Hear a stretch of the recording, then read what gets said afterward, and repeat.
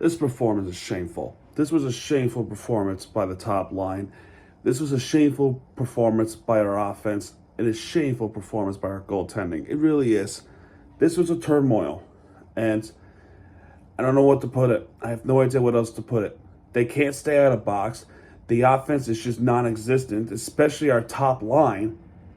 I mean, where the hell is Matthew Tkachuk? Where the hell is Barkov? Bigger question, where the hell is Sam Bennett? He hasn't scored in decades, bro. What the hell has happened to the Florida Panthers? In the year 2025, we have not gone into the single win streak. You don't believe me? To start off January, we lose to the Hurricanes 3-1. Follow up, we win against the Penguins in the shootout. Lose to Colorado, win against Utah, lose against the Bruins, although we should have won that one. And in another game, we definitely should have won that one, was the Flyers game. How the fuck do you lose that one? Then they beat the Devils in a shootout. And then you lose here again. Out of all the times I just mentioned, one thing was streaky, the losing streak between the Bruins and the Flyers. That should have never happened. But it did. Our last win streak was in December. It was a 4-game winning streak, and we just cannot stay consistent. Man, this game was bad. This game was bad. I mean, Detroit's hot. Detroit's a hot team. So it's Sergei Bobrovsky starting off, going up against Cam Talbot. And Talbot played good hockey. What frustrates me about this game, the fact that there's mistakes that are so easily avoidable. But the problem with the Florida Panthers in this situation, the fact that they keep committing penalties over and over and over. Detroit has 3 power play goals. 3 power play goals. One was a 5-on-5, and the other was an empty net. Panthers with 2 goals. There was a Gustafson penalty for interference against Detroit, against Los Serena. Florida goes on a power play. They didn't do much in that power play. But that power play would be converted into a 4-on-4 because Rodriguez gets called for a trip against Justin Hall. So it was a 4-on-4 for 20 seconds. Then it becomes a Detroit power play. And the first shot on goal for that power play is a goal. He's assisted by a former Panther who helped us win the Stanley Cup, Vladimir Tarasenko. Welcome back to Florida. I'm sure you had a last laugh beating us. 13th assist of the season for him. And Eric Gustafson, that's his 11th assist of the season. And off the wrist shot is Jonathan Bergeron. If I say it wrong, I really don't care anymore. Detroit leads 1-0. But 2 minutes later, we would respond. We would tie it up. He's assisted by Kulikov. That's his 6th assist of the season. Carter Verhaeghe's 22nd assist of the season. And off the tip-in, off that deflection, is that Lundell tip-in. 10th goal of the season. And I feel like, too, with Verhaeghe, he was robbed. I feel like he was robbed the first shot that happened in the first period early on. One of the shots I thought went in, but it didn't go in. I don't know. So we tied it up 1-1. There's shots there and there, but it's mostly blocked. Cam Talbot is saving the puck. Our offense is there, okay? You gotta keep in mind, Florida is shooting the puck, and they're shooting the puck in that direction. The problem is Cam Talbot. Cam Talbot's actually a pretty darn good goaltender. So with that being said, it goes to the second period, tied 1-1. Matthew Tkachuk immediately gets called for a hook after a Bergeron that hit the crossbar. Matthew Tkachuk gets called for a hook against Simon Edvinsson. Detroit goes on the power play. During that power play, Lucas Raymond with the slap shot, which was saved by Bobrovsky. and that power play is killed off. So nothing happened there. A few minutes later, there would be, after the shots on target for both teams, Naismith gets called for a hook against Patrick Kane. Detroit goes on yet another power play. Patrick Kane hit the post with the tip-in until finally he assisted a goal. This guy is assisted by DeBrincat. That's his 18th assist of the season. And Patrick Kane's 18th assist of the season as well. And off the deflection tip-in is Dylan Larkin. That's his 19th goal of the season for Detroit. And Detroit is back on top 2-1. But 30 seconds later, immediately, Rodriguez snaps it in. He's assisted by Sam Sarkevich. That's his 6th assist of the season. Rodriguez gets his 9th goal of the season. He ties the game up for Florida, 2-2. So hope is back up, but a couple of minutes later, another penalty. This is Jesper Boquist getting a tripping call against Simon Edinson. And what do you know? Detroit gets another power play goal. He's assisted by Moritz Seider. That's his 23rd assist. Lucas Raymond's 30th assist of the season.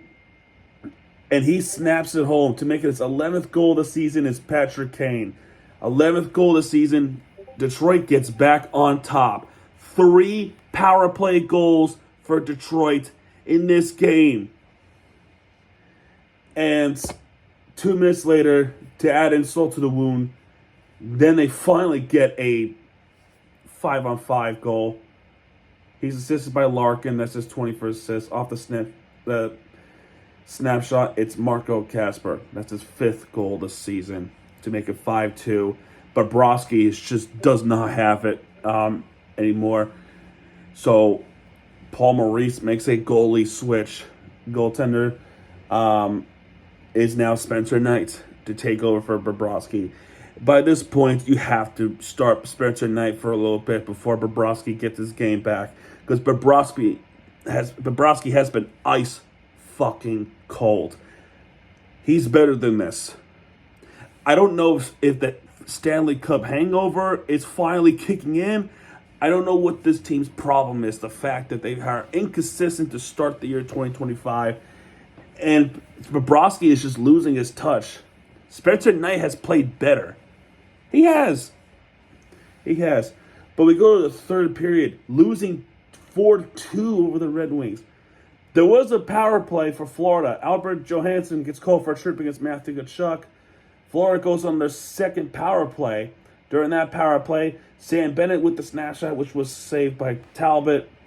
Balinskis tried to snap it home, but that was saved by Talbot as well. Reinhart with the wrist shot saved by Talbot. Matthew Tkachuk with the snapshot, which was saved by Cam Talbot. We go to the third period, losing 4-2. And then power play is killed off. This was a pathetic third period. Florida didn't do much. And when they are doing much, it goes straight to Talbot. And they were not able to get anything in. Despite some good chances in the third period to at least get one. There was a fight between Rodriguez and DeBrincat for a roughing call. Dylan Larkin with the wrist shot. JT Comfort with the wrist shot as well, but both times was saved by Spencer Knight. Sam Bennett with the wrist shot, which was saved by Talbot. Sam Bennett again with the backhand, which was saved by Talbot. Rodriguez and Gustav Forsling. All of them were saved by Cam Talbot. Man, I wish we had that type of thing for a little bit longer. Those were our best chances to score in the third period. Rodriguez almost gets one in. He hit the crossbar, though. That alone is frustrating. I don't know what's worse, the fact that there was a wide open net and they missed it completely, or they're hitting the post and could not find it home. Or Cam Talbot is that good of a goaltender. So there was a penalty on Detroit after a shot from Mikula with a snapshot, which, needless to say, that was saved by Talbot. Florida goes on the power play against Detroit. Sam Reinhart, before that Sam Reinhart shot, Matthew Tkachuk almost makes it 4-3. Problem? Hit the post. I mean, because why not? Because why not? Reinhart with the slap shot, which was saved by Talbot. Matthew Tkachuk with the wrist shot again, which was saved by Talbot. And believe it or not, Matthew Tkachuk did it again. He hit the post again. It hit the crossbar this time.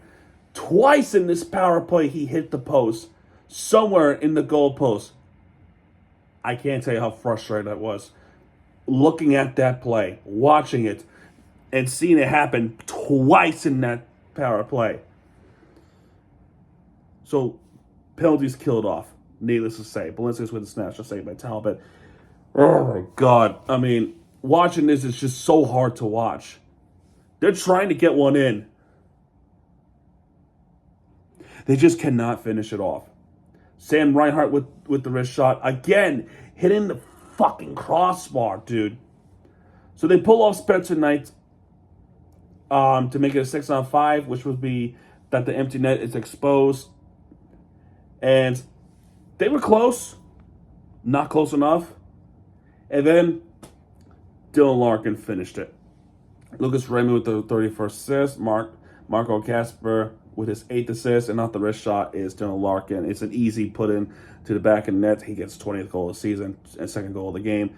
And Detroit wins this 1-5-2 with the Florida Panthers. You can hear some Red Wing fans saying, "Let's go Red Wings." Unacceptable. That is unacceptable by the Panthers, the way they played.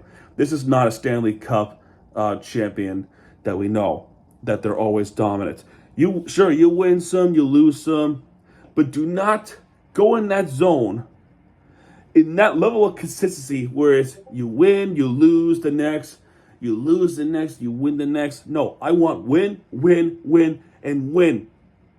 I don't care about a short winning streak. Win some games. Win some games, damn it. And especially at home, because you're letting the home crowd go home disappointed. 43 shots on goal. 43. Which means Cam Talbot has saved 41 out of 43. And Detroit only with 20 shots on target. They made 5 of them with 20. Are you fucking kidding me? Putrid.